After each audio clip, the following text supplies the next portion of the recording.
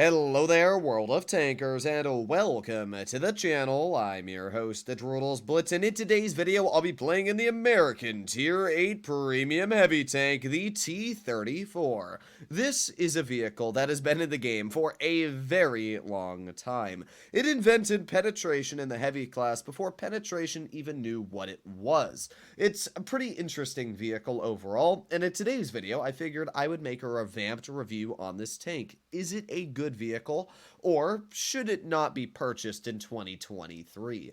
Now, the T-34's gun is really good in some areas and really bad in others. For example, its dispersion at .317 is pretty decent. It's 260 millimeters of standard pen, and 312 on the premium is insanely good. It's got good alpha at 400 and great gun depression at 10 degrees. It's also got 280 millimeters of frontal turret armor, and even the rear is pretty troll at about 200 thick as well. So where is the downside of the gun? Well, it's the aiming time. It is a 5.5 second aiming time. So even though you feature all these other great things, you have to aim that gun in for 5.5 seconds just to deal 400 damage. So do keep that in mind. Another big downside of the T-34 is it's not incredibly fast, only 35 as a top speed, and 12 in reverse. Yeah, it's not a super mobile vehicle. And the final nail in the coffin is that the hull armor is, sorry, I kind of had a brain fart there in trying to say that, but the hull armor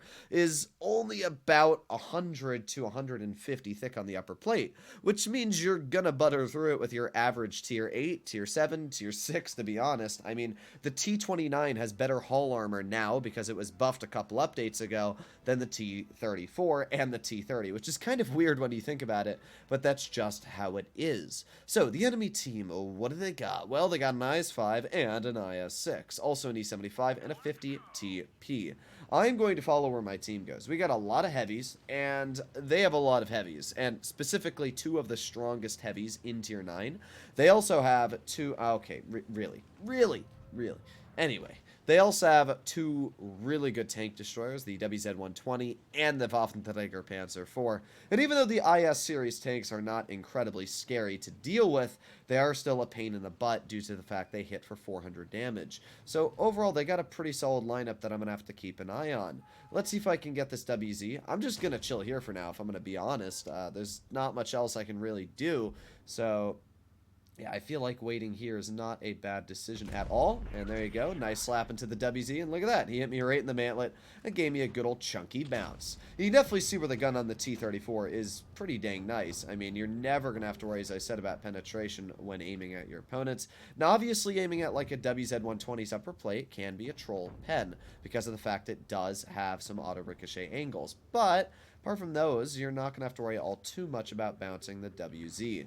So, let's see. If he pulls any more forwards, I'm going to be able to steal a shell into his hull.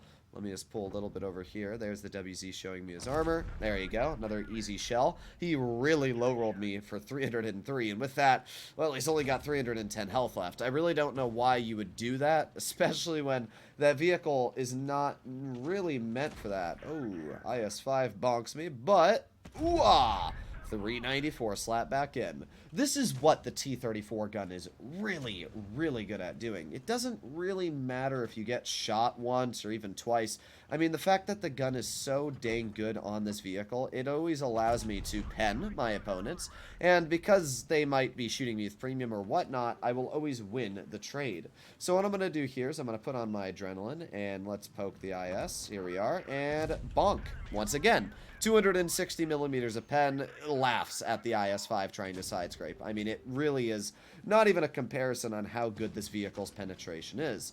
So at this point, I'm up to 1900 damage dealt. And even though I haven't been able to use the vehicle in the situation I wanted, which is hull down, I've still been able to do a pretty decent job. WZ bounces me, and my premium shell is able to pen him, finishing his vehicle off. To be honest, I don't know what that WZ was doing. It shouldn't have been playing his vehicle there.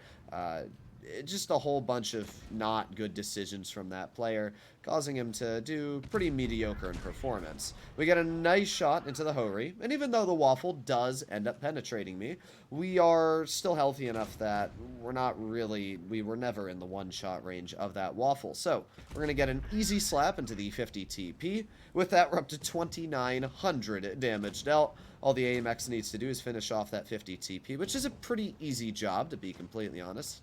And if he doesn't finish off the 50 TP, I sure will. We also got the IS-6 off to the side, but ooh, the Waffle Max rolled him. That was a pretty nasty max roll at that. Conway also gets a shell in. Well, there went a lot of my damage. Very unfortunate for me, but hooah! Well, that's kind of what I was actually expecting the gun to do. The majority of the battle is, as I said, it has very bad on-movement dispersion, and it has very bad aiming time. So if you don't get the opportunity to aim in with the T-34, well, you're going to miss the majority of your shells. But, pretty good game. First battle. Can't complain at all. We were able to deal 3,014 damage in total, block 1,520, and come out with a pretty solid victory and a first class. Although this is the T-34 1776, which is a pretty rare vehicle to find in the matchmaker, so it makes sense that we got a first class for that game. Now, even though we were not able to work all down, you can see I was able to use the hit points I had and the gun I had to outtrade my opponents and come out pretty easily on top. When you're able to work the T-34 in a hull down position, it does a lot better, especially if you are only showing that turret hull down like this.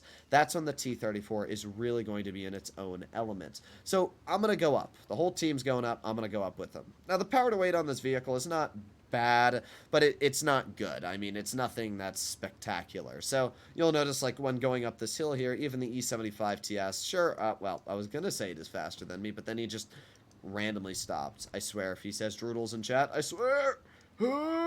Either way, let's keep on going. Well, that's not what he said. He just wasted his time. Either way, let's keep on going. Now, I would expect the enemy team to maybe have 1 or 2 tanks that also go towards A. People just for some reason do that. But honestly, if they didn't go towards A, it wouldn't really bother me all too much. If I'm able to get where our WZ-132 is, and I'm able to hold, well, there it is. They're driving an A. It's just clockwork. It really is. But what I'm going to do is I'm going to use the hit points I have, get into the front line, get some big old bonks into the enemy, and hopefully with that power I have and the hit points and how big I am, I should be able to just push the enemy away. So let's keep on going. And what I'm going to do is I'm going to do this in a way that boxes that T-54 lightweight out. So even though the teammate he has might be able to run away, this lightweight is not going to be able to run away. There you go. Nice shot into his track. And with that, yeah, the lightweight's a goner. So the Super Pershing, which was over here, is going to be running, obviously. But it's not going to matter too much because we've already got the Predator here. This guy must have been going with his team and then got stuck. But all I'm going to do is I'm going to aim it on this ISU to begin with. There you go. Very easy shell. You did notice the aiming time there, though. I had to sit for a decent chunk of time to wait for this gun to aim in. So it's not the best on that aspect, and you will notice the aiming time being a drag. So that is something to keep in mind about the T-34, again, is take your time when aiming in your shells, because if you just launch them into the air, you do have quite a long reload to wait to get them back. So got the T-30, or not the T-30, the T-26E4, and unfortunately we were not able to get that shell into his vehicle, but at this point, it's a win either way. The only tanks that are really threatening are the Skoda and the IS-6, but even then, I got full health, and I outtrade them because of the fact I can just slap them with an AP shell every single time. So there's the Skoda, and that E75 TS managed to perfectly spin that Skoda into a way that I could not penetrate his vehicle, which is very unfortunate for me, but there's really not much I can do about that. Let's get a shell into the Super Pershing. Very easy slap at that, and in 8 more seconds we'll have another shell ready.